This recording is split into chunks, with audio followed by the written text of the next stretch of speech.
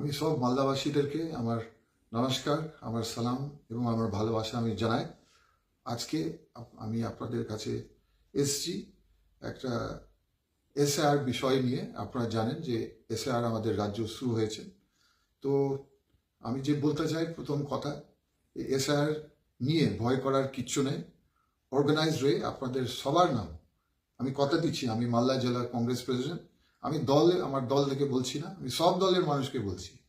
আমাদের এখন প্রতি বুথে, আমাদের মালদার ৩,৫০০ বুথ আছে মালদা ডিস্ট্রিক্ট, ওখানে আপনি প্রতি বুথে আমাদের বুথ লেভেল এজেন্ট যারা আপনাদের ভোটের জন্য এসআর জন্য গাইড করতে পারে। যদি আপনার নাম ২০০২-এর ভোট লিস্টে না থাকে, ওরা গাইড করবে।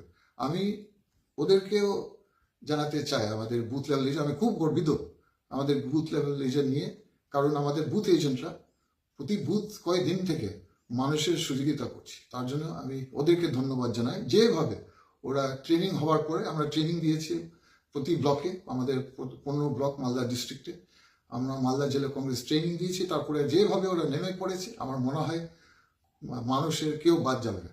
তবু আপনাদেরকে বলি, আমি ইলেকশন কমিশন, মালদা ডিএম এবং ওসি ইলেকশন মালদা, আমি একটা চিঠি লিখলাম এবং আমি কথাও বলছি ওদের সঙ্গে।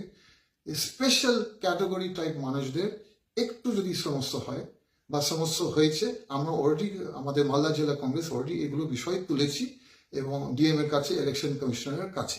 এগুলো ক্যাটাগরি যাদের কিছু লোক, অল্প লোকের, হয়তো 5%ও হবে না, যাদের সমস্যা হতে পারে, আমি ওইগুলো খালি খুব তাড়াতাড়ি লিস্ট করছি। একটা হচ্ছে যেখানে ন্যাচারাল ডিজাস্টার হয়েছে, বা আমাদের মালদা ডিস্ট্রিক্ট আপনারা জানেন বিভিন্ন জায়গা ভাঙন হয়, রতুয়া থেকে, কালিয়াচার 2 ব্লক থেকে, কালিয়াচার 3 ব্লক থেকে, ইংলিশ বাজার, বিভিন্ন জায়গা আমাদের ভাঙন হয়। এখানে কি হয়েছে আমি একটা এক্সাম্পল দিচ্ছি। সেই এক্সাম্পল হচ্ছে বাঙ্গিতলা জিপি মথাবাড়ি ব্লকের মধ্যে কিছু গ্রাম, ওই অলিতলা গ্রাম, ঝাড়িতলা বুথ, এই দুটো বুথ কয়েক হাজার মানুষের নাম পাওয়া যাচ্ছে না, 2000 বুথ। একটা কারণ হচ্ছে, সে কারণ হচ্ছে যে গ্রাম পঞ্চায়েত ওরা থাকতো, কেবি ঝাওয়াবোনা জিপি, ওই গোটা গ্রাম পঞ্চায়েত 2000 সালে ভাঙন, ওটা গ্রাম পঞ্চায়েত শেষ করেছে, মানে নদী ওই জায়গা ওদের গ্রামকে শেষ করেছে। তার জন্য 2000 মানুষ ওখানে ভোটের লিস্টে আসেনি। তবু অলরেডি আমাদের ডেপুটেশন হয়েছে মথাবাড়ি বিডিওর সঙ্গে এবং ওটা একটা সলিউশন এসে যাচ্ছে। এই টাইপ সমস্যা, আমি টাইপ আর ক্যাটাগরি বলছি কেন, কারণ এটা একটা জায়গা ভাঙনের সমস্যা, যেখানে মানুষের ভোটার ডকুমেন্টস পুরো নষ্ট হয়ে গেছে, যেখানে পাওয়া যাচ্ছে না। এখানে আমাদের দাবি যে ব্লক এবং ডিস্ট্রিক্ট অবশ্যই এটা সলভ করবে। আমরা সঙ্গে আছি, আমাদের পুরা ভরসা আছে, এই লোকদের সমস্যা হবে না। এরকম আরো কেস যদি থাকে, আপনারা কংগ্রেসের কাছে আসুন, আমরা ওইগুলো সমাধান করব।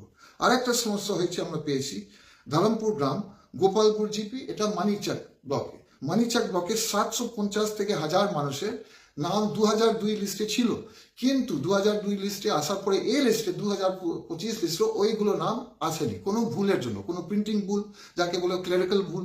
ওই ভুলটা আমরা অলরেডি ডিএম কে জানিয়েছি, মালদা অ্যাডমিনিস্ট্রেশনকে জানিয়েছি। আশা করছি এরকম যদি আপনার সমস্যা হয়, যে অনেক মানুষ আপনাদের গ্রাম সমস্যা হয়, আমরা আছি আপনার কাছে, কোনো ভয় করবেন না। 3 নম্বর, এটা খুব গুরুত্বপূর্ণ, বন্ধুগণ শুনবেন। আমাদের 5 লক্ষ বেশি মালদা ডিস্ট্রিক্টের মানুষ, যুবক ছেলেরা এবং আরো লোকরা, তারা কাজ করে বাইরে, যাদের নাম বলা হয় মাইগ্রেন্ট লেবার, রাজস্থানে কাজ করে, দিল্লিতে কাজ করে, মহারাষ্ট্রে কাজ করে, কেরালা কাজ করে, বিভিন্ন অনেক মানুষ আমাদের মালদাতে চাকরি পায় না, আমাদের মালদাবাসী লোকরা বাংলাতে, তার জন্য বাইরে যেতে হয় কাজ করার জন্য। তাদের জন্য একটু সমস্যা হতে পারে। বিহারে আমি যখন ছিলাম এটা শুনেছি, যারা মাইগ্রেন্ট লেবার, যারা বাইরে কাজ করে, তারা অনেকরা, ওরা এখানে ভোট রেজিস্ট্রেশন কিন্তু ওদের ঠিক হয়নি। তার জন্য আপনাদেরকে সজাগ থাকতে বলছে। যদি এরকম আপনার সমস্যা হয়, আমি দুটো সলিউশন অলরেডি হয়ে গেছে, ইলেকশন কমিশন ডিক্লেয়ার করেছে। একটা হচ্ছে আপনার পরিবার আপনার জন্য অ্যাপ্লাই করতে পারে, ওটা খুব সিম্পল জিনিস। আর যদি ওটা না হয়, আপনি যদি রাজস্থানে থাকেন বা কাজ করছেন, ব্যস্ত থাকেন, ওখান থেকে আপনি অনলাইন অ্যাপ্লাই করেন। তবু আমি বলেছি ইলেকশন কমিশনে মালদার জন্য স্পেশালি এগুলো আমাদের শ্রমিক, বাইরে কাজ করার শ্রমিক, যাতে স্পেশালি একটা প্রচার হয় ওদের জন্য। 4 নম্বর সমস্যা, একটা ক্যাটাগরি হচ্ছে মতুয়া কমিউনিটি। আমাদের উত্তর মালদা স্পেশালি আমাদের অনেক মতুয়া কমিউনিটির লোক আছে যারা এসছে 2002 সালের পরে। তারা কেন্দ্র সরকার দিচ্ছে এখন একটা কার্ড, একটা রিলিজিয়াস কার্ড, ধর্ম কার্ড।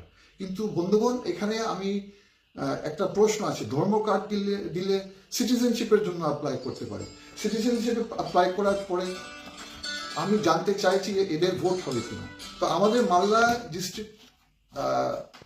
ডিস্ট্রিক্ট কংগ্রেসের দাবি, ডিম্যান্ড যে আপনারা গ্যারান্টি করেন মতো কমিউনিটির কাছে যারা 2002 পরে এসছেন, গ্যারান্টি দেন যে ওরা ভোট দিতে পারে। এটা ইয়েস না নো বলতে হবে, এটা ক্লিয়ার নয়। এটা গোটা আমাদের বাংলাতে এটা নিয়ে আলোচনা এবং কথা চলছে। আর শেষ জিনিস, আমি যে কমপ্লেন্ট এসছে আমার কাছে বিভিন্ন বুথ থেকে, বিভিন্ন অঞ্চল থেকে, বিভিন্ন ব্লক থেকে, সেটা হচ্ছে যে এখানে শাসক দল একটু অ্যাডভান্টেজ দিচ্ছে। নিয়ম হচ্ছে আপনি যে BLO, বুথ লেভেল অফিসাররা, সরকারের পার্টির নেই, সরকারের অফিসার, তাদেরকে গ্রামে গ্রামে প্রত্যেক বাড়ি যেতে হবে। আর না হলে ওরা BLA, মানে প্রত্যেক দলের বুথ লেভেল এজেন্ট, আমরা যেমন কংগ্রেস পার্টি আমরা প্রতি বুথে এজেন্ট দিয়েছি, লোক দিয়েছি একটা প্রত্যেক বুথের মধ্যে। তো এইগুলো সরকারি অফিসার, তাদের দায়িত্ব হচ্ছে ওই অফিসার যাওয়ার জন্য প্লাস প্রত্যেক বাড়ি যাওয়ার জন্য। কিন্তু আমরা যে শুনছি যে কি হচ্ছে, বিভিন্ন এই BLOরা যাচ্ছে ওই শাসক দলের নেতাদের কাছে, জেলা পরিষদ নেতাদের কাছে বা একটা প্রধানের কাছে। না, এখন সমস্যা ওখানে যে ওই ওদের নিয়মে ওদের কাছে BLA এর কাছে যাওয়ার কথা। TMC দলের লোকের কাছে যেতে পারে, কংগ্রেস লোকের দলের কাছে যেতে পারে, বিজেপি দলের, কিন্তু এজেন্টদের কাছে যেতে হবে। কি হচ্ছে, আমরা যে খবর পাচ্ছি যে এগুলো লিডাররা অন্য বাড়ি বাড়ি যেতে দিচ্ছে না, হুমকি দিচ্ছে, বলছে না তুমি আমাদের তৃণমূল টেবিল থেকে করবে কাজ, না হলে আমরা করতে দেবো। এটা ঠিক নাই, এটা রাজনীতি চলছে। SAR এত গুরুত্বপূর্ণ জিনিস, ওটা মানুষের ভোটের অধিকারের ব্যাপার।